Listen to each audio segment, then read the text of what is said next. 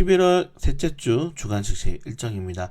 자, 우선 이번 주 증시를 보면은 호재가 굉장히 많이 나왔던 시장이라고 보시면 될 것 같습니다. 미국 10월 소비자 물가 지수가 전망 77.9%보다 낮은 7.7%를 기록했고, 이로 인해서 연준의 금리 인상에 대한 속도 조절론, 그리고 연준의 장기적인 이 피벗 정책 전환에 대한 기대감이 살아났고, 특히 중국 쪽에 대한 제로 코로나 정책을 완화할 수 있다는 기대감이 굉장히 커졌는데, 자, 우선 중국이 2차 밀접 접촉자에 대한 조사 중단을 지시를 했고요. 그리고 입국자에 대해서 코로나 격리 기간은 이틀 정도 단축하겠다는 방역 대책을 내놓았습니다.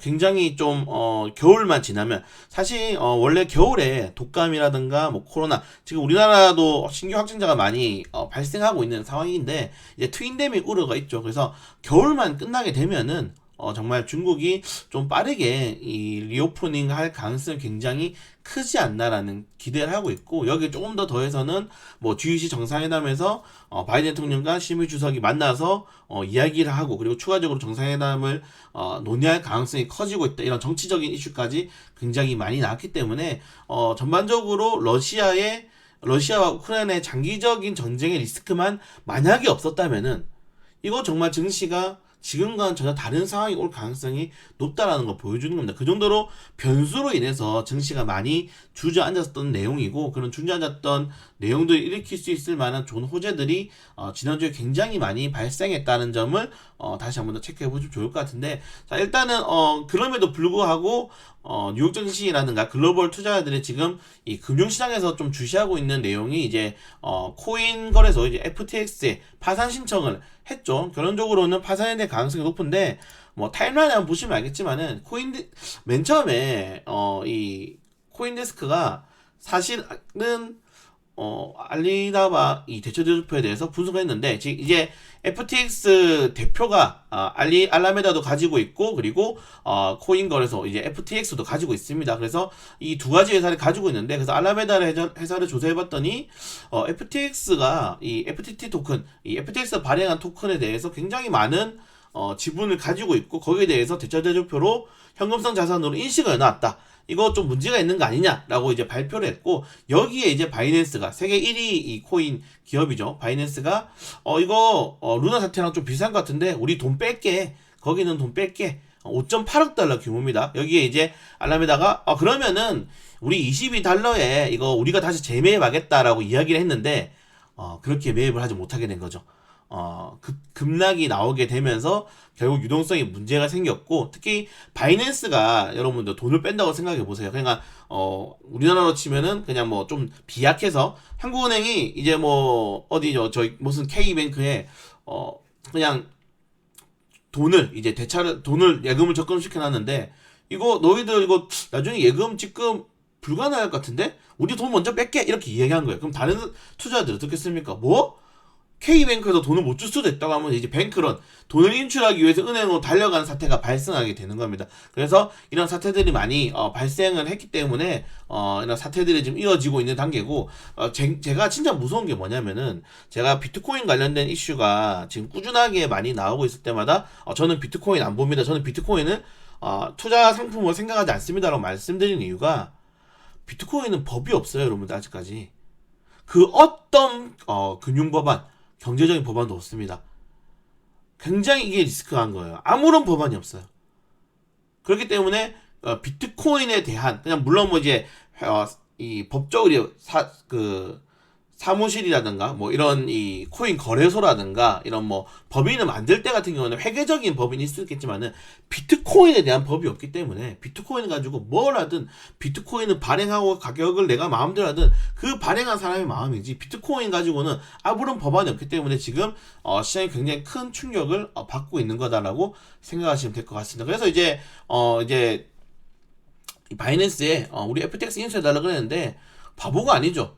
거절했습니다. 거절했기 때문에 이런 베이컨 사태들이 발생하고 있는 거고, 중요한 거는 이제 이런 것들이 이제 시작인 거예요. 왜냐면은 이미 FTX 토큰이 상장된 국내 거래소도 이게 코인원 코박스가 있고요. 그리고 이게 얽히고 설킨 겁니다. 저희가 리먼 사태가 발생했을 때 이런 이 리먼 포함해서 많은 은행들이 여기에 투자한지 누가 알았겠습니까? 투자를 말하지 않잖아요. 우리가 어디 투자했다고. 근데 지금 손정희도 지금 1억 달러 이상 손실을 봤다 그러고, 그럼 뭐 톰 브레디, 스테픈 커리, 농구 선수죠. 뭐 이 스포츠 스타들도 지금 FTX 투자를 했는데 우리 손실 많이 났다. 이제부터 밝혀지는 겁니다. 그러면은 뚜껑을 까보지 않은 이상 모르는 거예요. 과연 어느 한 회사가, 어느 금융권 회사들이 FTX에 투자한 다음에 이거 돈이 묶였는지, 언제 공시를 할 건지, 언제 이유를 알릴 건지에 대한 두려움이 나타나는 겁니다. 그렇기 때문에 이 비트코인 관련된 투자 심리는 지속적으로 하락할 수밖에 없다. 이게 뭐 주식시장은 전혀 다른 게, 주식시장은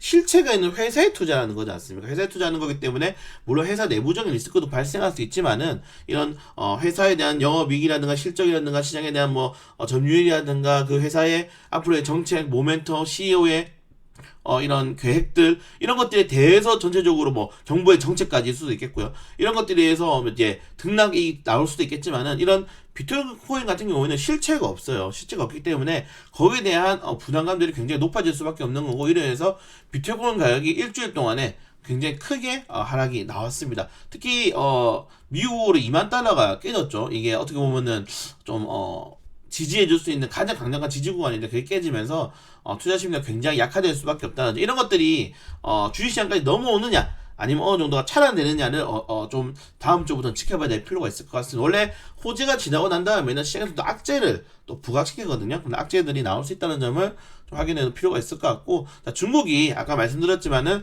코로나 정책이 어느 정도 완화된 이후에는 이런 이 대출 규제 완화 이슈를 발표했는데, 사실 이거는 거의 한 달에 한 번씩 나오는 뉴스이기 때문에 좀 빠르게 넘어가자 그러면은 다음 주부터 이제 뭐 대출 우대 금리라든가 이런 것들에 대한 발표가 있습니다. 그래서 중국이 과연 어느 정도의 이 부양 정책을 내놓을지에 대한 좀 관심을 가져볼 필요가 있을 것 같고, 결론적으로는 G20 정상회담에서 어떠한 내용이 나올 것인가가 좀 강한 중요한 일정이 될 수 있지 않을까라고 생각이 됩니다. 네, 그래서 좀 지켜봐야 될 필요가 있을 것 같고, 그래서 민주당이 이제 상원 다수당이 확정이 되었는데 인플레 감축법이 그대로 진행이 될 가능성이 매우 높겠죠. 결론적으로는 완성차 업종들, 현대차라든가 기아에는 조금 부담이 되고 자동차 부품주에 대한 부담이 되겠지만은, 지금 우리나라 증시를 이끌고 있는 2차전지 업종들에 대해서는 조금 더 수혜가 될 수 있다는 점. 그래서 2차전지 업종들은 수혜, 완성차 업종들 같은 경우에는 단기적으로 좀 비용이 조금 더 나갈 가능성이 높고, 새로운 2차전지에 대한 수요를 찾아야 되기 때문에 좀 부담이 될 수 있다는 점을 확인해 보시면 좋을 것 같습니다. 이런 뉴스들을 봤을 때 딱 이제는 이슈 테마가 바로 잡히겠죠. 자, 민주당이 이제 승리를 했기 때문에 이 2차전지 소재 업종들은 여전히 강세를 이어갈 확률이 높고, 그리고 FTX 이슈가 나왔는데 어떤 테마주가 상승할 가능성이 높겠습니까? 네, 디지털화폐 관련된 테마주입니다. 이 비트코인과 전혀 다른 대척점에 있는 테마주죠. 사실상 여러분들 비트코인에서 그냥 투기성 재료를 빼고 나면, 투기성 재료를 빼고 나면은 뭡니까? 탈중앙화, 그리고 뭐 이제 이 현금 대신 이 코인으로 상품을 구매하고 매매할 수 있는 이러한 장점들을 결국에는 디지털 화폐가 대체할 수도 있다는 겁니다. 디지털 화폐가 대체할 수 있기 때문에 디지털 화폐 관련 테마주들이 여기에 대한 반세액을 받을 수 있겠고, 여기 아니라면 이제 투자자들이 좀 더 리스크 있는 업종들에 대한 투자를 하기 때문에 뭐 이제 다시 한번 이런 투자 자금의 시장이 선물 옵션 시장으로 들어올 수도 있다는 그런 좀 긍정적으로 보시면 될 것 같고요. 네, 이 정도 내용이 있기 때문에 주간 증시는 좀 빠르게 넘어갈 수 있도록 하겠습니다. 그래서 이번 주에 어떤 종목이 가장 강세가 나왔냐? 네이버 카카오가 뭐 15%대, 9%대. 물론 카카오 같은 경우에는 카카오페이가 중국 알리바바와 협업을 맺으면서 중국 시장, 일본 시장에 진출할 거라는 모멘텀도 있었기 때문에 큰 폭의 상승이 나왔지만은, 결론적으로는 이 네이버, 카카오 같은 경우는 최근에 애플, 마이크로소프트, 뭐 아마존 이런 빅테크 업종들과 동조화되는 현상을 많이 보여주고 있기 때문에 그런 것들을 조금 확인해야 될 필요가 있을 것 같다라고 생각이 되고, 원자력 관련 테마주들은 정부가 정말 내년부터 제 생각에는 화끈하게 밀어줄 것 같습니다. 그래서 이런 탈원전 정책주들은 이제부터 다시 한번 더 후발주의 흐름으로 상승폭 이어나갈 확률이 높다는 점, 그리고 저가원 관련 테마주도 아까 말씀드렸던 것처럼 중국발 이슈가 나오면서 크게 상승이 나왔고요. 자, 그리고 이제 뭐 NFT, 자, 위메이드 NFT입니다. 자, 지금 FTX 이슈 나왔기 때문에 쉽지 않아요. 단기적인 반등이 나왔지만은 시장에서 조금 더 봐야 될 것 같고, 저는 글쎄요, 우리나라 시장이 아직 NFT를 수용할 수 있는 그러한 시장이 형성된 건지 모르겠습니다. 저는 약간 개인적으로 아까 말씀드렸다시피 비트코인이라든가 NFT에 대해서 약간 정말 부정적인 시선을 가지고 있기 때문에, 제 기준입니다.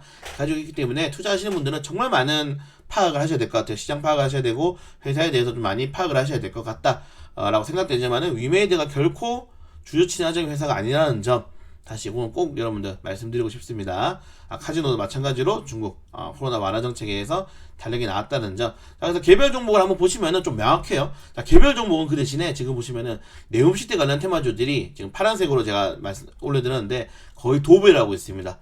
파란색 관련 테마주 도배라고 있죠. 결국에는 빈사발 오잖아요. 빈사발 오기 때문에 이제 새롭게 그동안 시장을 주도했었던 뭐 유신, 히림 이런 종목 세우글로벌 말고 갑자기 막 다른 테마가 많이 떠오르죠. 최근에 뭐 인디에프도 갑자기 많이 올랐고 여기 뭐 새롭게 뭐 테린 포장도 연관이 되어 있고 뭐 동화성, 핀데 수소 관련된 업종들 그동안 많이 오르지 못한. 자, 그렇게 본다면은 생각해보세요, 여러분들.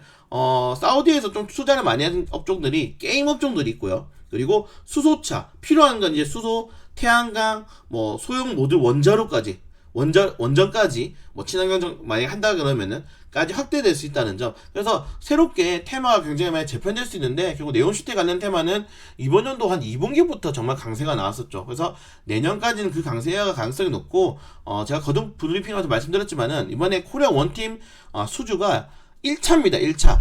이제 2차, 3차 계속 다른 기업들과 협업해서 정부랑 같이 협단해서 같이 보낼 거예요. 어떠한 기업들이 여기에 들어갈 수가 모른다는 거죠. 들어가기만 된다면은 우리 뭐 코르 이런 거 보세요. 60-70%씩 오르지 않습니까? 그 정도로 거대한 이런 재료기 때문에 항상 관심을 조금 더 많이 가져야 될 필요가 있을 것 같다. 이 정보다 52주 신저가에서 다 이렇게 올라갔잖아요. 그래서 네옴시티는 정말 하반기까지 국내 증시를 먹여 살릴 테마가 아닌가. 땡큐 빈살만 라고 생각이 됩니다. 네, 그래서 이 정도 내용 보시면 될 것 같고 다음 주 일정도 굉장히 중요한 게 많아요. 그래서 G20 정상회담이 하죠. 이제 화요일부터 진행되는데 그래서 시진핑 바이든 대통령이 만나서 어떤 이야기를 할 건지 보시면 될 것 같고 유성 FNC 신규상 이번 주에는 신규상장 정보도 굉장히 많습니다. 그리고 G20 정상회담이 좀 가장 중요한 일정이다라고 생각이 돼요. 가장 중요한 일정이다라고 보시면 될 것 같고 그리고 수요일날 이 아르테미스 로켓을 발사를 합니다. 아르테미스 그리고 에어버스 CEO가 방한을 하면서 이 우주항공 관련 테마주들 도시항공 모빌리티 관련 테마주에 대한 탄력이 좀 기대될 수가 있고요. 그리고 목요일날 이 빈셀만이 방한을 하기 때문에 17일, 18일 이 일정으로 방한하기 때문에 관련된 테마주도 보시면 좋을 것 같고 그리고 T3 엔터테인먼트 TFC가 상장을 하게 됩니다. 자, 금요일 같은 경우에는 이제 뭐 큰 이슈는 없는데 미국이 옵션 선물 동시 만기일이고 그리고 연말이 다가올수록 보유예수 종목들이 좀 많아집니다, 여러분들. 보유예수 종목들에 대해서 꾸준히 관심을 가져야 된다. 그리고 NZ, 유비론 이번 주에만 5가지 종목이 신규 상장을 해요. 그 정도로 신규 상장 종목들에 대한 수급으로 좀 몰릴 수 있다는 점을 좀 확인해야 될 필요가 있을 것 같습니다. 최근에 거래대금이 워낙 적기 때문에 이런 거래대금에 대해서 꾸준히 내 종목이 시장에 소외가 됐는지 안 됐는지 파악하는 게 가장 중요한 좀 시장인 것 같습니다. 그래서 관련된 내용들을 한 번씩 보시면 좋을 것 같다. 네, 제가 좀 몸이 안 좋아서 목소리도 별로 안 좋은데 그래도 이번 주는 굉장히 시장에서 긍정적인 이슈가 많이 나왔던 증시입니다. 그리고 사실은 국내 증시만 하더라도 거의 2,400포인트 이상의 상승이 나오면서 코스피 기준으로 이제 여기 구간에서 박스권을 만들어도 좋아요. 어차피 내년 상반기까지는 고금리 장기적인 정책이 이어갈 거기 때문에 여기서 어느 정도까지 돌파를 일단 시켜놓는지가 중요합니다. 저는 여기서 막 지수가 절대 갑자기 예전처럼 막 2,700, 3,000 간다고 생각하지 않아요. 단기적으로 조정이 나올 수 있어. 왜? 그동안 억눌렀던 악재가 해소가 되면서 시장에 돌아오는 거지 호재가 나와서 들어 올리는 시장이 아니거든요. 그렇기 때문에 항상 상승장에서 여러분들 조금 더 경계감을 가지고 보셔야 된다. 그리고 앞으로의 재료들이 새로 나올 수 있는 재료들은 많이 없습니다. 사실상 지금 보시면 알겠지만은 인플레 감축법을 통해서 2차전지 3, 4분기 강세 나왔죠. 그리고 네옴시티 2분기부터 강세가 나왔죠. 지금까지 나왔던 재료들이 그대로 가는 거예요. 그대로 가는 거고 9월달부터 11월까지 들어왔던 외국인 투자자들이 결국 살고 있는 종목은 대체 뭐냐? 반도체 2차전지입니다. 근데 대형주 위주로만 사고 있죠. 결국에는 2차전지 소지업종들, 특히 이 원자재, 뭐 리튬이라든가 뭐 황화리튬, 이런 수산화 리튬 이런 관련된 종목들 위주로 좀 모아가는 흐름을 가져가야 된다. 지금 단기적으로 보시면 안 돼요. 제가 금요일날 마감 중심에서 말씀드렸지만은 아무리 시장이 좋아도 여러분들 10% 이상 상승된 종목이 하루에 30개가 안 나와요. 2200개 중에 그 정도로 특정 종목만 올라가는 증시가 이어지고 있기 때문에 시장에서 소외되는 종목들을 내가 반등장이라고 해서 까딱 사버렸다가는 뭐 저평가주 성장주라고 까딱 사버렸다가는 더 큰 고통이 나올 수 있기 때문에 지금 같은 경우에는 시장에서의 수급의 가장 1순위로 보시고 그 다음에는 그 매수 주체들의 방향성, 지금 외국인 투자들이겠죠. 그런 것들을 좀 잘 체크를 하시면서 다음 주까지 잘 이겨나갈 수 있도록 하겠습니다. 네, 남은 시간도 주말 잘 보내시고 큰 이슈 없으면 저는 내일 새벽 브리핑 그리고 장전 시장으로 찾아뵙도록 하겠습니다.